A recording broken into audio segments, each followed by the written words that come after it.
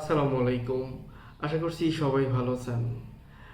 আমার Khalid discussion box YouTube চ্যানেলটিতে আপনাদের সবাইকে স্বাগতম। আমি সবসময় আমার হেয়ার ট্রান্সপ্লান্টেশন জার্নিটা আপনাদের সঙ্গে শেয়ার করি।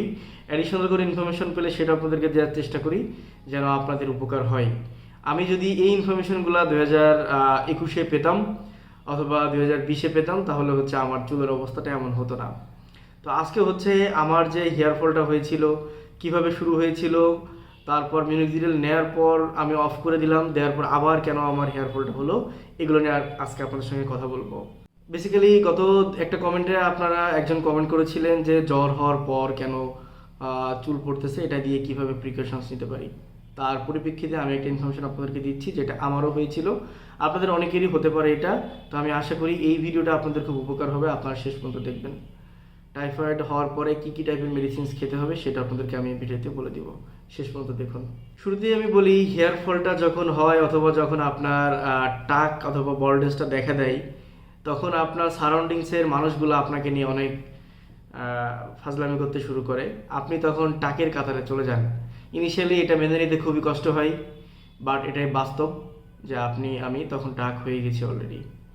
তো অনেকে সমাজের অথবা অফিসের অথবা ভার্সিটির অথবা পাশের লোক অথবা আপনার যাকে আপনি পছন্দ করেন সেই ফ্যামিলির মানুষগুলো তখন আপনার এই টাক নিয়ে মজা নিতে শুরু করে।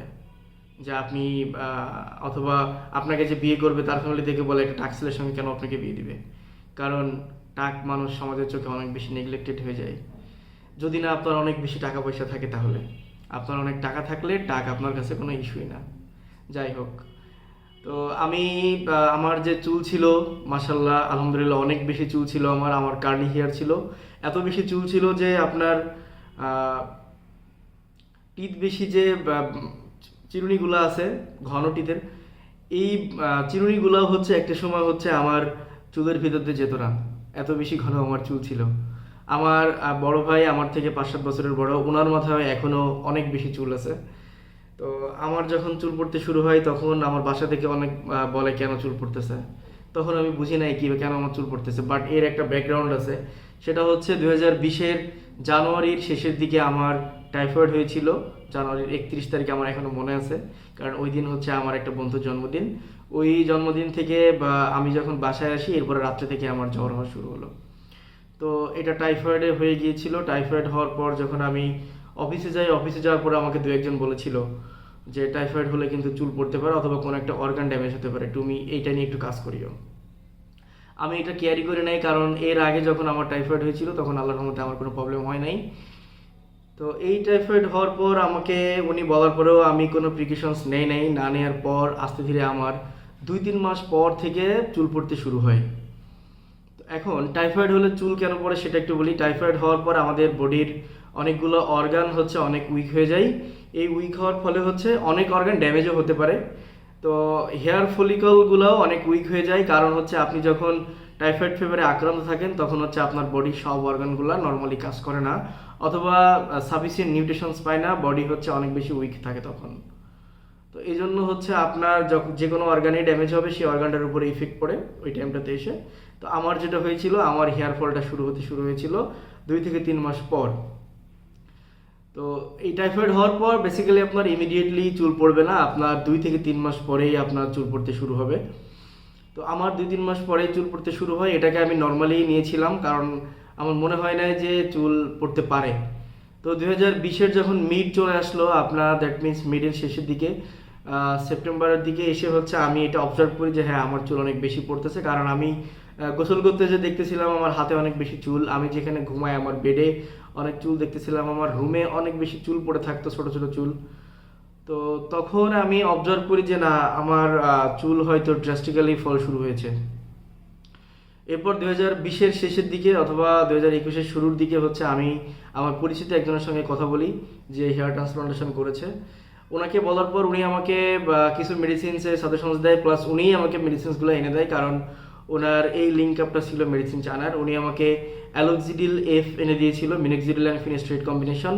উনি আমাকে অপটিমেন এনে দিয়েছিল, যেটা হচ্ছে মাল্টিভিটামিন। আর এনে দিয়েছিল উনি আমাকে বায়োটিন এইচএনএস, যেটা এটা। আমি 3টা মেডিসিনসই কন্টিনিউ শুরু করেছিলাম। উনি আমাকে রিগারও খেতে বলেছিল, বাট এনিহাও আমি তখন জানতাম না রিকারের কি সাইড ইফেক্ট, বাট আমি খাই নাই রিকারটার। আশেপাশে দু একটা ফার্মেসিতে খোঁজ নিয়েছি, পাই নাই, আমি আর খাইও নাই। বাট তখন আমি জানতাম না রিকারের একটা সাইড ইফেক্টও আছে। যাই হোক, এরপর হচ্ছে আমি মেডিসিনগুলো 1 মাস 2 মাস নেওয়ার পর, এটা ছিল 6 মাসের একটা কোর্স আমার। তো আমি 4 মাস 5 মাস পরেই দেখতে পেলাম আমার একটা ভালো রেজাল্ট। ইভেন আমি এই কোর্সটা নিয়ে কমপ্লিট করার পর আমার চুলগুলো মনে হয়েছিল যে একবারে নর্মাল একটা চুল আমার সব কিছু। হ্যাঁ, সামনে আমার চুল একবারে অনেক ভালো হয়ে গিয়েছিল, মিড সাইডে আমার চুল ভালো হয়ে গিয়েছিল। যাওয়ার পর আমার কাছে আর মনে হয় নাই মিনোক্সিডিল আমি কন্টিনিউ করি, কারণ আমার চুল তো নর্মাল হয়ে গিয়েছে। কারণ আমি তখন জানতাম না মিনোক্সিডিল ছেড়ে দেওয়ার পর চুলগুলা পড়তে শুরু হবে আবারও, যেটা হচ্ছে আমার ঠিক 2-3 মাস পর থেকে আবারও চুল পড়তে শুরু হয়।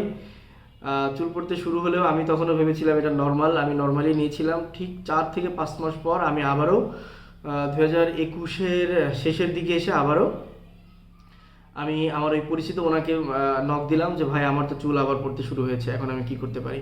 উনি বললো চুল আপনি পড়তে শুরু হয়েছে মানে আপনি কি ওটা কি অফ করে দিয়েছেন নাকি আর মেডিসিনস নেন নাই পরে, আমি তো জানি না আর। তো আমি বললাম যে আমি তো মেডিসিনস নেই নাই, কারণ মেডিসিনস তো ওটা দিয়ে আমার চুল হয়েছিল। পরে উনি আমাকে বললো না ভাই, মেডিসিনস এভাবে অফ না করে দিয়ে আপনি মেডিসিনসটা কন্টিনিউ করতে পারতেন। উনি আমাকে ডিটেলস বলে নাই যে মিনোক্সিডিল অফ করে দিলেই যে চুল পড়বে এরকম, বাট উনি আমাকে বলেছে কন্টিনিউ করতে পারতেন। তো উনি আমাকে আবারও 3 মাসের একটা কোর্স মেডিসিন এনে দিল। দেওয়ার পর এটা আমি আবারও নেওয়া শুরু করি। নেওয়ার পর হচ্ছে আমার চুলগুলো আবারও উঠতে শুরু হয়, বাট আগে যে নর্মাল একটা চুল আমি পেয়েছিলাম ওই টাইপের চুল আমি আর পাচ্ছিলাম না। তো আস্তে আস্তে যখন আমি পাচ্ছিলাম না, মেডিসিনসের পরেও আমার একটা নেগলিজেন্সি চলে আসে। আমি মেডিসিনসগুলো যে রেগুলারিটি মেনটেন করে নিচ্ছিলাম প্রথমবার, সেকেন্ড টাইম হচ্ছে আমি আর রেগুলারিটি মেনটেন করতাম না। যখন মেডিসিনস আনি ইনিশিয়ালি শুরু করেছিলাম ভালোভাবে, বাট 1-2 মাস যাওয়ার পর থেকে আমি এটা একটা অবহেলা শুরু হয় আমার ভিতরে, আমি মেডিসিনসগুলো ঠিকমতো নেই না। তো এই করতে করতে আমি মেডিসিনস ওটা শেষও করি নাই, ওটা এক্সপায়ারি হয়েও গেছিলো মেডিসিনসের, কারণ অনেক দিন খোলা রাখলে মেডিসিনসগুলো পরে আর না নেওয়া ভালো। তো আমিও মেডিসিনসগুলো নেই নাই, না নেওয়ার পরে আমার চুল আরও বেশি পড়তে শুরু হয়। ইভেন আমি যদি তখন জানতাম যে মেডিসিনস অফ করে দিলেও যে যে প্রিকশনসগুলো আমি আপনাদেরকে শেয়ার করি, এটা যদি কন্টিনিউ করতাম হয়তো আমার চুলগুলো আরও ভালো থাকতে পারতো। তো এভাবে হচ্ছে আমি 2022-এ মেডিসিনস আর নেই নাই শেষের দিকে এসে। তারপর তখন হচ্ছে আমি একটু অন্য টেনশনে ছিলাম আমার ফ্যামিলি ইস্যু নিয়ে, কারণ আমি তখন হচ্ছে বিয়ে নিয়ে কথা বলা শুরু হয় আমার। আলহামদুলিল্লাহ আমি 2022-এ বিয়ে করি। তো এনিহাও আমার বিয়ে হওয়ার পরও আমি চুল নিয়ে তেমন একটা করি নাই, কারণ তখনও টুকটাক চুল ছিল। মানে লাস্টে এসে 2023-24-এ এসে যে অবস্থা হয়ে গেছে আমার, বেসিক্যালি 24-এ আমার চুলটা আরও বেশি পড়ে যায়। 22-এ মোটামুটি ছিল, 23-এ এসে আরও কমে, 24-এ এসে অনেকটাই কমে যায়। মানে আমি তখন একবার টাকের ক্যাটাগরিতে চলে যাই, অফিসে আমি একটা টাক গ্রুপের সদস্য হয়ে যাই। তো অনেকে মজা নিতেও শুরু করে এটা নিয়ে। এরপর হচ্ছে আমার আবারও যখন চুল অনেক পড়তে শুরু হয়, আমি চুল একবার ছোটো ছোটো করে রাখতাম, মানে ধরা যায় না এরকম আর কি। কারণ চুল বড় রাখলে আরও বেশি খারাপ দেখাইতো, চুল ছোটো রাখলে বলতাম যে চুল ছোটো, বাট চুল বড় হইলে টাকটাকে আরও বেশি মনে হইতো।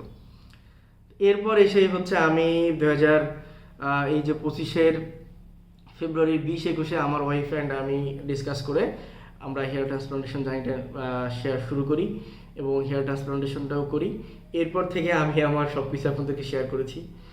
তো বেসিক্যালি যে ইনফরমেশন আপনাদেরকে আমি দিতে চেয়েছিলাম, আশা করি আমি দিতে পেরেছি, আপনাদের উপকার হবে আমি আশা করি।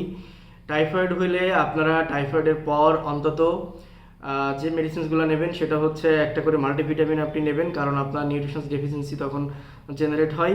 আপনি প্রোটিন টাইপের খাবার ঠিকঠাক মতো খাবেন, যেন আপনার যে প্রোটিন ডেফিসিয়েন্সি হয়েছিল সেটাও আপনার ইনক্রিজ করে।